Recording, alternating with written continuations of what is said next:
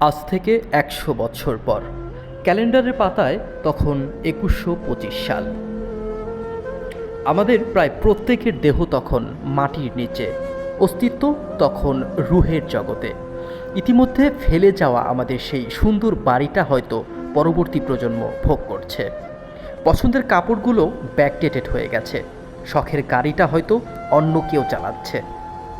আর আমায় খুব কমজনই স্মরণে রেখেছে, হয়তো কেউ ভাবেও না।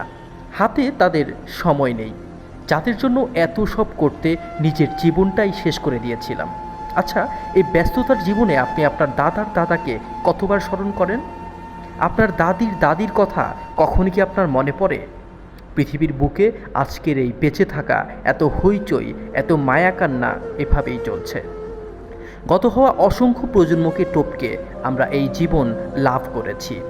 তেমনিভাবে আগামীতে অসংখ্য প্রজন্মের ভিড়ে হারিয়ে যাবে আমাদের এই জীবন। কিন্তু খুব কম লোকই সময় পায় ফেলে আসা জীবনটা একটু ফিরে দেখার। বাস্তবতা হচ্ছে এই জীবনটা আমাদের কল্পনার চেয়েও অনেক অনেক ছোট। ২১২৫ সালে কবরে শুয়ে আমরা প্রায় সবাই এই বাস্তবতা উপলব্ধি করতে পারবো।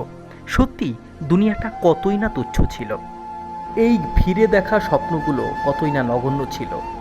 তাই সময় থাকতে সাবধান, নিজের জন্য নিজেই কিছু করে যান। আপনার মৃত্যুর পর আপনার জন্য অন্যরা কিছু করবে সেই আশা বাদ দিন।